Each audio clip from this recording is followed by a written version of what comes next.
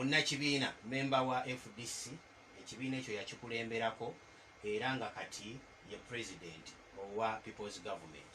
Ebintu bingi ebigenda mu maaso, tuyingidde omwaka 2020 era 2020 kano keketerekerero okutunuulira ensonga z'ebyobufuzi. Nina retired kano Dr. Kizza Besigye mu studios olunaku olwaleero, mukulembeze wa People's Government, era nga bwenzize mbategeeza naibo bavaayo kati okutunuulira ensi nga bwetambula n'eggwanga engeri gye linaatambuzibwamu.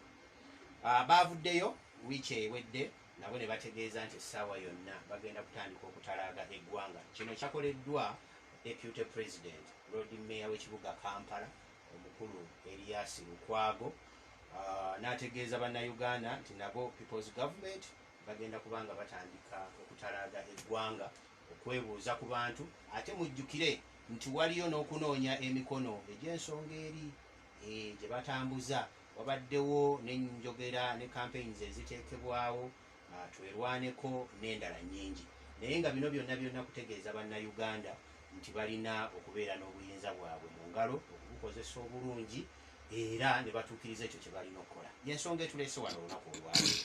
Dokita, njagala olamuse ku bawuliriza. Ebale nnyo muganda wange Evans, era nsanyukidde ddala kudda wano Radio Simba. Abawuliriza ba Radio Simba mbalamusizza yonna gye musinzidde okutuwuliriza kawungeezi ka leero, era mbeebaza n'okubakulisa okumala omwaka 2019 n'okuyingira guno 2020 mwaka gwa njawulo, kubanga nga bwe tuzze tugunyonyolako gwa double 2020 eri double n'olwekyo ekikolebwa mu mwaka guno kyonna kirina kubeera kitambulira mu mbeera eyo eya okubazaamu emirundi ebiri. Banaffe mwenna abayingidde omwaka guno nga mufunye ebizibu, era bangi n'emikwano gyange abamu bafiiriddwa, abalala bafunye ebizibu, alina abalwadde, mwena mbasaasira era mbagumya nti mugumye embeera bwetutyo tujja kugitambuza, tujja kugiyitamu, ate abafunye ebirungi nange mbasanyukirako. Omwaka guno tugwetegekedde mu buli ngeri, era wagambye nti mwaka 2020 oba oliawo bakutunuulira nnyo ebyobufuzi, naye buli mwaka gwonna njagala nkutegeeza atuwuliriza nti buli lunaku sina buli mwaka, buli lunaku lwonna olukya osaanidde kubanga otunuulira bulungi ebyobufuzi, kubanga buli kimu kyonna ekitambuza obulamu bw'omuntu, buli kimu kyonna ekitambuza eggwanga n'eggwanga kwe litambulira bya bufuzi. Kebe ebyobuyigirize, kibe ebyobulamu, kibe enkola etambuza eggwanga, ebyenfuna, enguudo, mirimu, biki, byonna bisinziira ku byabufuzi.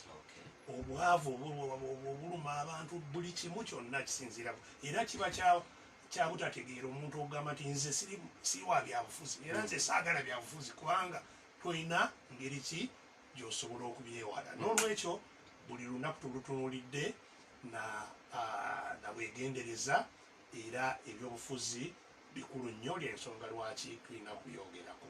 Uganda nannyo tulina ekizibu ky'ebyobufuzi, kubanga ebyaffe tebitereerangako. Ebya Uganda ekiraga nti tebitereerangako lwakuba okusooka n'eggwanga lyennyini nga bwenzize buli lunaku nkinyonnyola, si ffe abaalitondawo. Ggwanga lyaffe lyatondebwawo ab'ebweru, abaawamba amawanga agaali wano ne bagamenyamenyawo ne batondawo eryabwe lye baagala Uganda, kubanga Buganda yali ggwanga lyetengeredde, Nkole eryali ggwanga, Bunyolo ggwanga, naye ago gonna baagamenyaawo ne batondawo eryabwe ku maanyi, si lwakwagala kw'abantu ffe abaali bawangaalira wano. N'olwekyo okuva olwo mu 1890 n'okutuusa leero tufugibwa maanyi ga mmundu, era tewali lunaku n'olumu bannayuganda bwe baali beesitulidde omukulembeze tibamutaddewo, era be bataddewo enkola kwe banaatambulira, wabula abatukulembera bonna ekibaleeta mmundu ekibatwala mmundu. N'olwekyo ffe abaliwangaaliramu tetulina buyinza.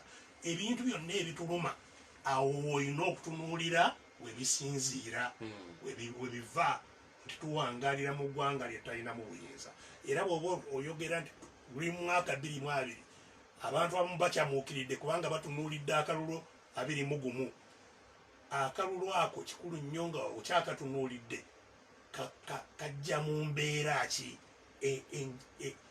ey'enjawulo okuva ku obwo bwonna bwe twakayitamu nga tubuyitamu mu mbeera etali ya mazima etali ya bwenkanya kotunuulikanya kwobwo bwemabega kiki ebyo byensonga ze tulina okutunuulira neyanziza neyanzeege dokita bw'atyo bw'alamusiza ku bantu n'okulambulula entandikwa gye tugenda okutambulirako atugoberera ku Facebook ogenda ku Facebook ya Radio Simba ojja okuba ogenda tugoberera butereevu kiki ekigenda maaso dokita people's government nga bw'ogambye nti ebyobufuzi bya buli lunaku people's government yavaayo neeronda obukulembeze bwayo n'ensonga zaayo zeyajja era abantu abasinga ze bamanyi people's government bwetandise okujja oba bwezzeemu n'enjogera katwerwaneko weri waliwo kati dabo naye ate enjogera ezo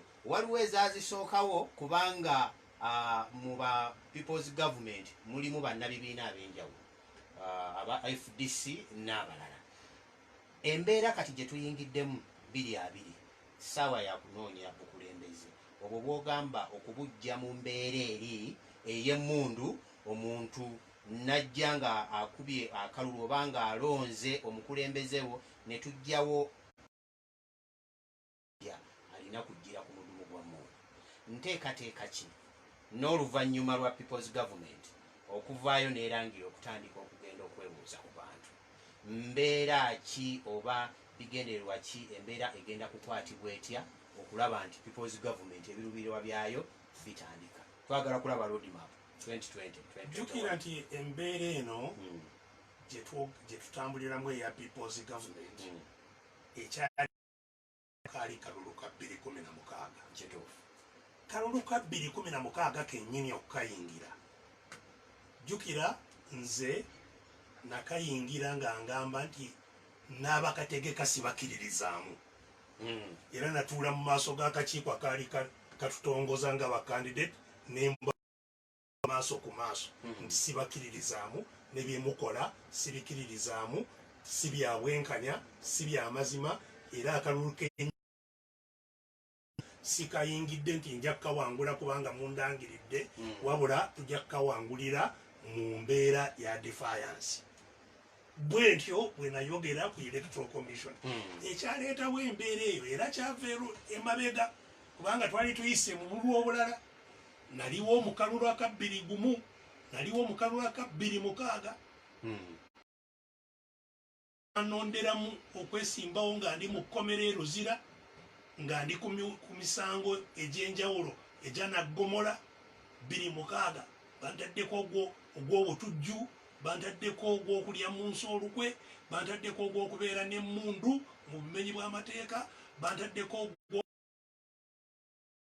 n'ebirala byonna ebyandiko 26 banonda nesimbewo nga ndi mu luzira kale navaayo mu January nga nfunye ebbeyi kalulu nga ka February naye ne mu mbeera eyo akalulu ako ne tukawangula ne kooti negamba nti ebyaliwo byali bya bubbi kale netugumiikiriza kubanga jjukira olwo nali nakava wabweru 25 netugenda mu 21 myaka 5 gyonna netugimala wano nga twetegeka buli mbeera yonna netugenda mu 21 naye 21 nekiyitirira nekusinga ebyaliwo n'emabega era 2 n'obululu obwalangirirwa nti nafuna 2011 bwali wansi n'obwa 26 n'obwa 21 kale kuva 2011 fe abamu netukakasa nti akalulu kulwako tekajja kuleetawo enkyukakyuka mu ggwanga lino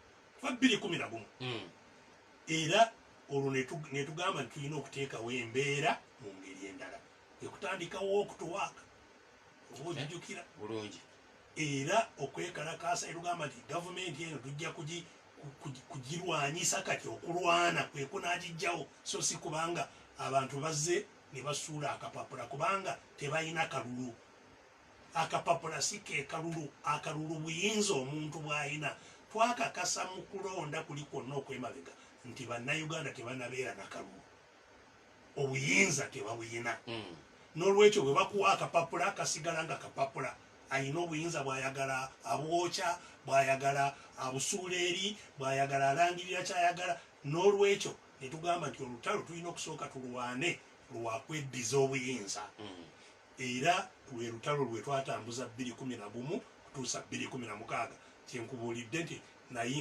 nze infact nekyokwesimbawo 2016 ze nali saagala kwesimbawo kyajja luvannyuma naye nga era twali tusazeewo tugende olutalo tulutwale mu kalulu era netuliyingiza netukola etteekawo entegeka ey'enjawulo power 10 biki nga ekikulu twetegekera kuba nti akalulu tekulwako tekajja kutuwa buyinza wabula tulina okwetegeka obuyinza obwo tubusike kwabo ababuwamba nammundu olw'ensonga ez'enjawulo era zetuzize tunyonnyola ne 2016 amaanyi g'emmundu ne gasinza amaanyi g'abantu amaanyi g'emmundu gasinza amaanyi jjukira ekyali mu kibuga wano wali osobola kulowooza nti oba tuli ku front line Iraka oba wa emmundu ezaali ziri buli wamu ekibuga kyonna n'ebitundu ebirala byonna banaffe abantu kubanga enneetegeka yali tenamala bulungi okutegeera nakwo ngeri ky'obuyinza gye tujja kubutwala kwali tekunamala bulungi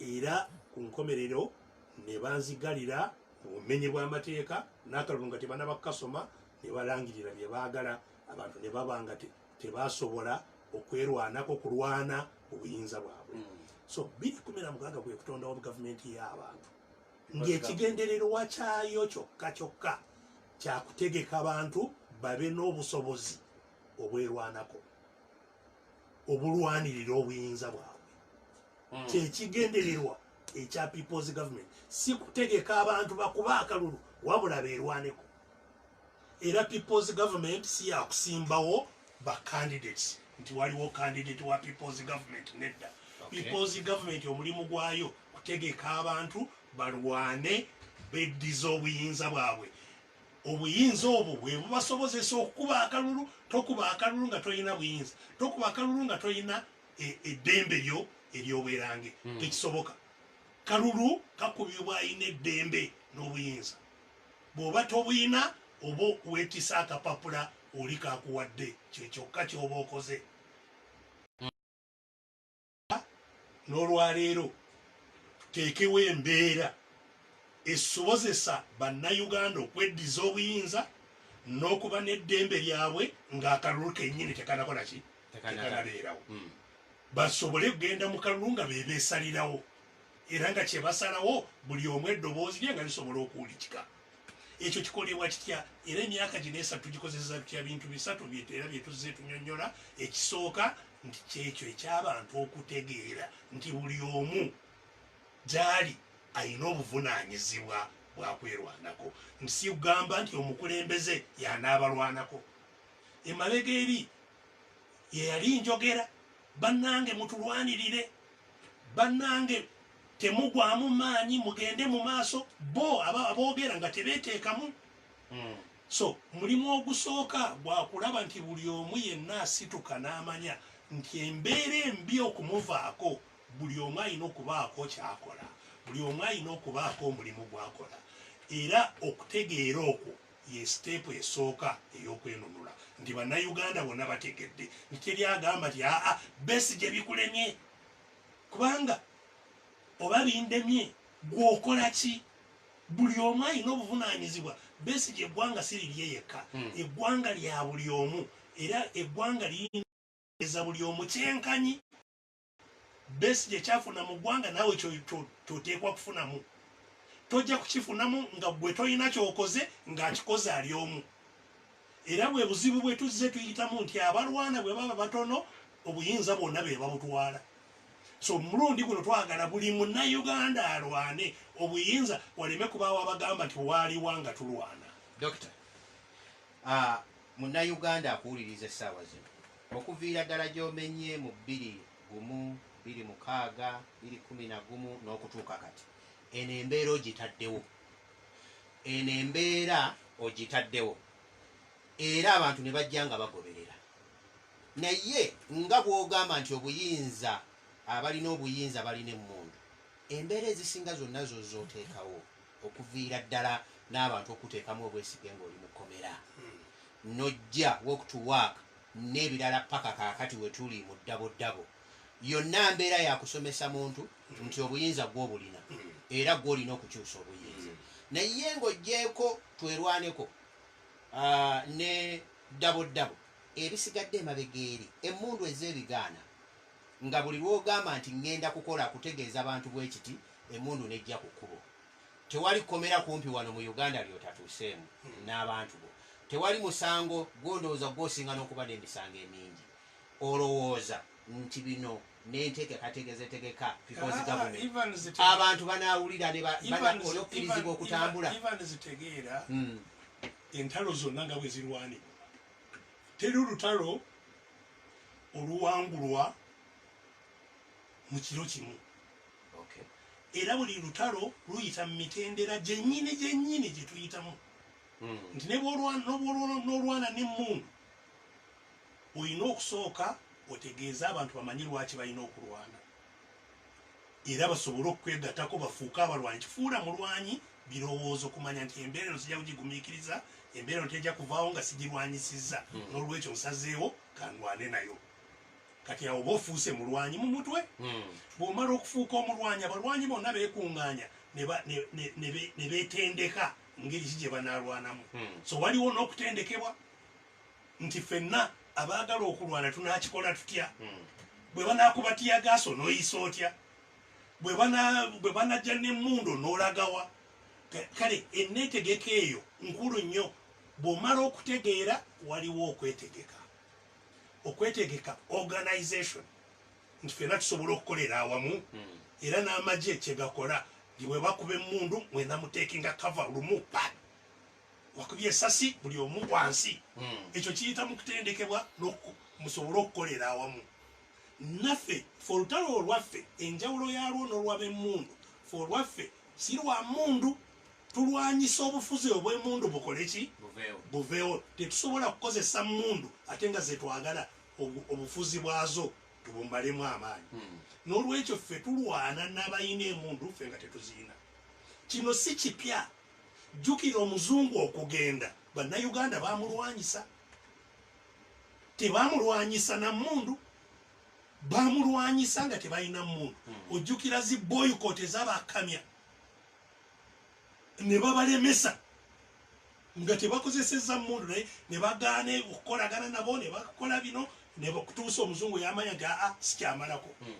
N'olwekyo kisoboka si ffe abali mu kkubo lino nti lye lisoose okugoba abantu abalina emmundu. Mwakiraba juuzi wano mu Sudan nga Bashir n'emmundu z'alina zisengeza wano emirundi 10. Naye abantu baavaayo nga bamaze okwetegeka. Wabalaba bayinginiya badokita baani bonna baasituka lumu ne bagamba nti ekimala tetujja kukkiriza. Obuyinza ku bantu obufuna nga abantu bakukkiriza nti obeere n'obuyinza ku bo. Bwe bagamba tetujja kuwuliriza, tetujja kusaamu kitiibwa, tetujja kukolagana naawe, obuyinza buba bukuvuddeko. So ebintu bibiri ebikulu. Ekisooka kutegeera. Era ekyo kye tumaze emyaka gino 3 na nnyo 3 n'ekitundu gye twakayitamu. Oba oliawo kati gisemberera ena. Gwe mulimu ogusinze okututambuza mu Uganda eno. Era teri kanyomero konna k'eggwanga ke tutatuuseemu mu myaka gino 3 nga tetukuba kampeyini ya budaala naye nga tukuŋŋaanya abantu baffe mu ngeri yaffe ne tubabuulira ekyokukola ne tubatendeka. Era ndi mumativu nti abantu mubitundu byonna bamanyi ekyokukola. Abantu ab'enjawulo ab'obutale babodaboda baani twogedde nabo bamanyi ekyokukola. Dokita, abantu bamanyi ekyokukola era nange nkimanyi bulungi. Naye mu kumanya ekyokukola ekyo abamu bali confused. Essaawa zino amakubo agasobola abantu okuteeka wamu obuyinza bwabwe ogambye kwegatta. Amakubo weegali. Abantu wenkugambira nti bali confused oba ebintu ebimu tebabitegeera. ekkubo erisooka wadde nga abantu abamu tebalitegeera bulungi, abamu tebalikkiriza n'ekibiina kyo bakatandika okukiyingiramu baali baganye gwe mukago gwa IPOD ebibiina ne tugaa nti oggyeko ekibiina ekiri mu buyinza naye bino nabyo ne bituula ne biteesa. Essaawa zino FDC weeri, DP weeri n'ebibiina ebirala, People's Government ezze. Kati essaawa zino twandirowoozezza nti gwe mukisa bannayuganda okutegeera n'okumanya ekyo ky'oyogerako nti ekyokukola bakimanyi, nga wazzeewo n'omuyaga omulala ogwa people power. Abantu ne balowooza nti okay, kaakati ensolo tutandise ogikwata ku bwoya. Woogambira nti abantu buli ekyokukola bakimanyi, nze ne nkugamba babuzaabuzibwa. Kwe kuba nti obudde bulabika bubadde butuuse obw'okugaa nti ensolo kati tugikutte ku bwoya, nga basuubira abantu bonna abaagala obuyinza, kubanga mwenna omulamwa gwammwe gwe gumu, gwe muvuganya n'abavuganya, naye balaba People's Government eri yokka. Kati babadde bagamba people power eze eri yokka. FDC, DP nabo enjogera y'emu, tulina obuyinza, nga basuubira okuba awamu. Lwaki kino tekiriwo? Olowooza abantu bannayegatta nekiri kyoyogeddeko nti ekyokukola bakimanyi? Ensonga ziri ssatu zensobola okusoolayo ze tulina okukolako. Esooka yeeyo ey'abantu bonna nga bwe nkugambye okutegeera kyetulwana nakyo, tulwana nakyo tutya, era ne baba nga beeteeseteese kulwana nakyo mu ngeri eyo. Kubanga nga bwe nkugambye abantu batandika nga balina endowooza ez'enjawulo, ate abantu abo ne bw'osomesa omuntu n'ategeera leero, enkya waliwo omulala abadde tanawulira. Kati mu Uganda tulina ekizibu ekimu nti ggwanga ly'abaana bato. Kati be basinga obungi. Kitundu ky'eggwanga abantu 5 ku buli 100 abali mu Uganda bali wansi wa myaka 15. Abantu 5 ku buli 100 bali wansi w'emyaka 15. Abali wansi w'emyaka 3 balinga abantu 78 ku buli 100.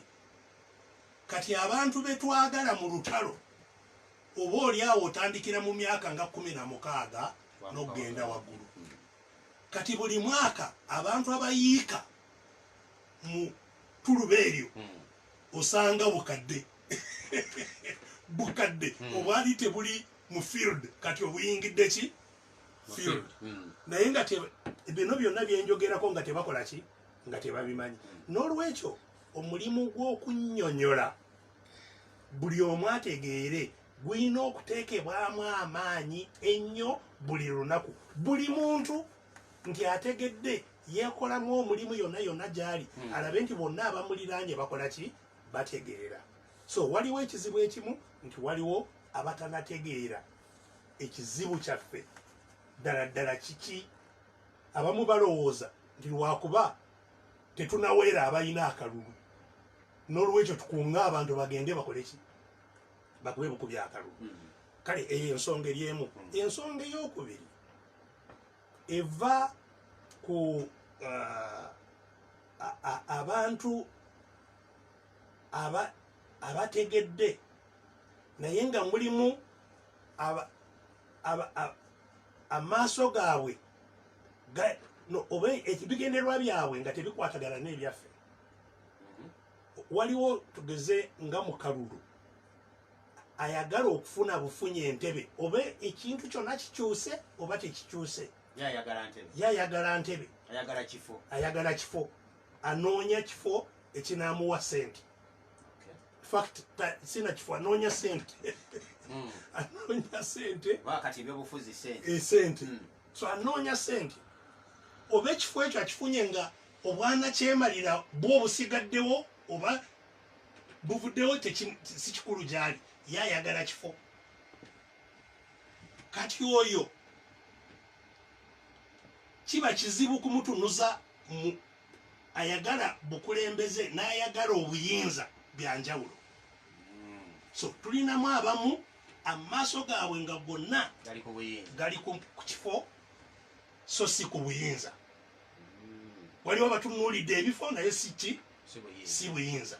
Oyo naye ngeri gye yeeyisaamu eba yanjawulo. Ekyokusatu era ekisinga obukulu nti betulwanyisa betwagala okujja ku buyinza abaawamba obuyinza nga be batono ennyo bakimanyi nti ketuneegatta ffe abangi bawedde. So bakola butawera okulaba nti abangi ffe abali eno abalwana okweddiza obuyinza tetwegatta. Era waliwo bingi nnyo bye bakola ne propaganda bwe bakozesa, era bajja kubeera ku mikutu gyonna kubanga be balina sente, rediyo enyingi zaabwe biki, be balina emirimu basobola okugulirira abantu nga babawa emirimu babawa kino. So pokopoko bwe bakozesa bwe batuzimbamu tukubagane ffekka tuleme ffenna okutunuulira ekizibu ekimu kye tuyina muyitirivu. So abatali stede era pokopoko oyo abatwala n'alaba Evans nti yemulabe nga tamanyi nti Evans naye bombi balina omulabo omu. So waliwo neyo ensonga buli era nzize nga ngamba abantu baffe nti nze oli ne bwabanga ayambadde ngoye za DP oba ayambadde ngoye za UPC, ali mu kala za UPC oba za DP oba za People Power oba za kintu kyonna ng'akuba nze simuddiza. Nteekawo defense nze nensigala nga nkuba omulabe gwe mmanyi kubanga abangi kyengambye abamu abajja kukubira mu ngoye ez'enjawulo era baabali be bambazizza bajje bakujje ku mulamwa onakube ove ku mulamwa eri odduke kwono onakubira eno odduke kwono olyakubira eri odduke kwoli ku nkomerero oli abiteekawo byonna ebyo yasigale ng'atudde eri alya butaala. So era kyenvudde ngamba ne banaffe bonna nti mwegendereze. Oli ne bwakuvuma tomuddiza, bw'aba alina kyayogera nga kikyamu mulambulire nti kyoyogedde si kyekituufu, ekituufu kyekimu.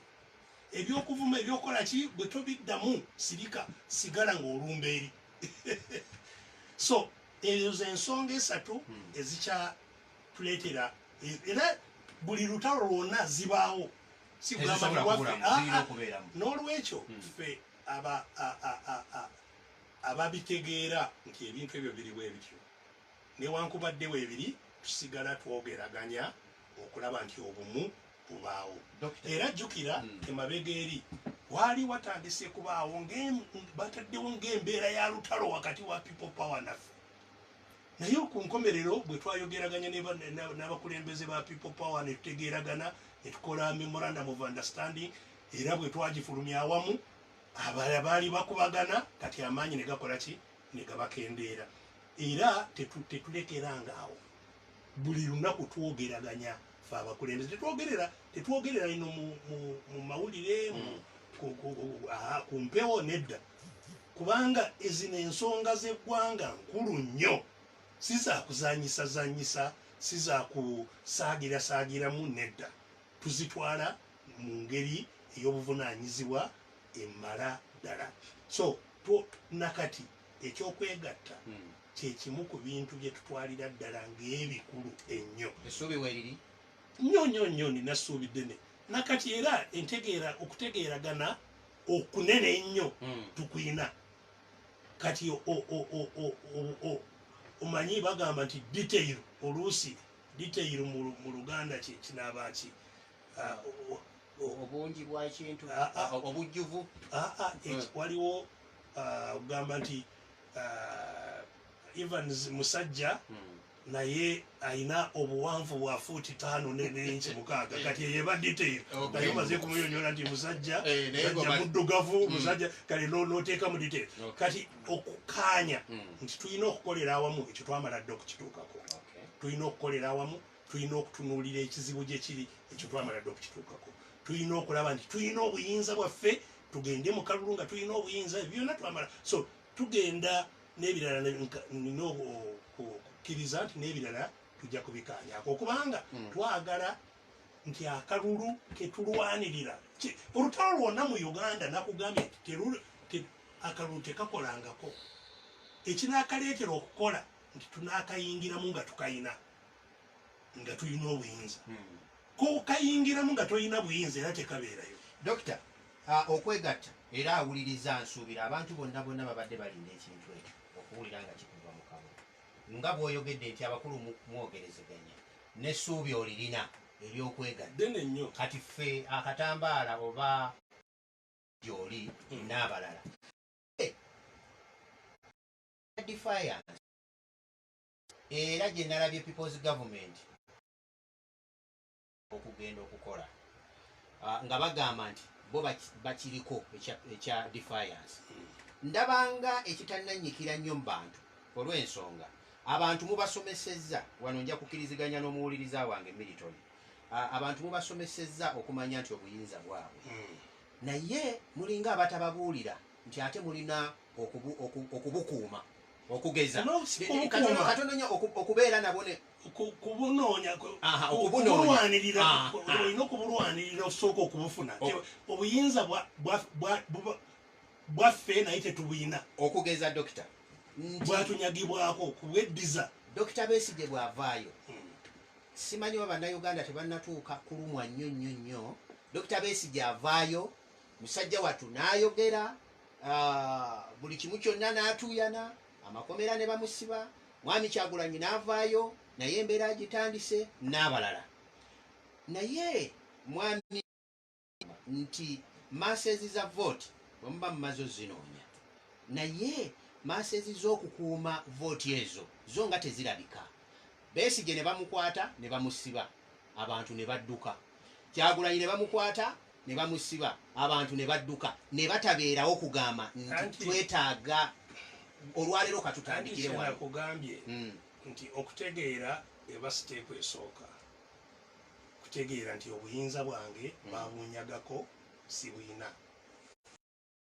lwanirira eba siteepu ekola ki esooka naye ekyo okukutuusa ku kijjamu okubaako kyokola ekyokubiri kikulu nnyo kwetegeka ngeri gye weetegeseemu organized how organized are you n'okumanya olutalo olwo lw'okweddiza olulwana otya eyo y'ensonga ey'okubiri gye tubadde nga tukyalinamu obunafu tugambye nti n'ekitundu essira lyonna tulitadde awo ku ngeri ki abantu baffe gye bategekebwamu jjukira nti abantu bo si banafu oba waliwo wano mu 29 nga baganye Ssaabasajja okugenda e Kayunga teri yagamba abantu temusituke bo bokka ku lwabwe beesitula ne batwala obuyinza kumpi kikyasoboka nakati ate olowooza baalaga era be bannayuganda be bamu ebibaluma bikyaliwo si kugamba nti infact byeyongedde embeera yeyongeredde ddala kati tuli mu January bameka abanaasobola abawulira nti bo balisitedde okuzaayo abaana ku ssomero tebaliiwo abantu tebalina sente ezizaayo abaana ku ssomero obwavu bweyongera bweyongezi abatali mubali bweyongera bweyongezi mirimu tegiriiwo amalwaliro mafu gonna abantu abalwadde wegenda emulago olaba embeera abantu ze balimu n'akatono kabadde akoze n'etooke lyayina alitunda ggula eddagala si kwerabirira nti atwale yeekulaakulanye eyo embeera yeeyongera bweyongezi ekibbataka kiri wano nga batagobaganyiza ku ttaka aliwa ebitundu byonna ebyeggwanga ekibbataka kigenda mu maaso enguzi corruption biki so ebino bye bagamba simanyi tukoze enguudo simanyi tukoze eki ozikolera ani nti Uganda ebyenfuna bikulaakulana simanyi bitundu 6 bikulaakulaniraani batono nnyo balubatu. So embeera y'omu ggwanga eri gye tuzze tulwana nayo yo yeeyongera bweyongezi era abantu nze nkakasa nti kati bali redde. Yensonga lwaki twagamba nti kuva mu mwaka 2019 tulina okutandika okwekolamu ki omulimu action. Era 19 enneetegeka twagisitula ne tugiteeka ku lulengo olulala olwa waggulu. Wabula ekyatuleeteramu era obutasobola okumaliriza ensonga zino butakanya muffe ffe kennyini abaagala obuyinza. Kyenkugambye nti waliwo okubagana empower ng'abantu tetunaba ngeri ki gye tulina okwetereeza bulungi twongere okwekola ki nakunyweza tunda ebimu naye mbitu waliwo abalire nga eno gye tulaga. Era mu wiikendi ejja tugenda eno mu tujja kugenda eyo Busia Busoga eyo yonna tujja kubanga tutambula abantu tubategeeze kiki ekiddako muliredde musituke tubeeko kye tukola. Era yensonga lwaki nagamba nga tukomekereza omwaka nti obuyinza bwaffe mu mwaka guno tubwagala. Eddembe lyaffe mu mwaka guno tulyagala. Nze siri redde kukungamba nti tugende mu kalulu ng'obuyinza tetubuyina kubanga tetunagenda mu kalulu. Ogenda mu kalulu byabakama bano nti okutegekera akalulu ng'obuyinza tobuyina nti be banagamba kati wano yimirira wano otambula wano okola kino ebitalina mu mateeka nti biina gye bitu. So twagala mangu ddala abantu ffenna ampuliriza yonna gy'oli woominga obuyinza bwe tulina okubufuna nga tetunagenda mu kalulu eri. Era gye tujja gwe mulamwa kiki kye tugenda okukola okulaba nti embeera eno kati tugirinnyako. Era nagamba nga tukomekereza omwaka nti atusindika naffe tuliredde kusindika ye dabo tuliredde. Oba oliredde eyo gy'oli njagala tubongemu omanye nti yes nkwatagana naawe. Aliredde tukwatagane, ataliredde kubanga ensi anaabone lugwe nalwolwo. Si kubanga tuli awo twetooloola abantu bafa. Abantu abafa nga talina nakyakoze abafa misujja abafa kiddukano simanya bafa kimuno mu malwa bayitirivu abatalina buyambi. N'olwekyo nze mbasaba bannayuganda abampuliriza kano ke kaseera tusituke. Ne bagamba mulimu gwa gundi simanyi gwe Besigye buli omu situka wooli tulabe nti eggwanga tulitereeza buyinza budde mu bantu. Uganda obugagga obulimu buyitirivu ekyo ekitagambika enkola yokka. Ampuliriza omulungi nina Dr. Besigye era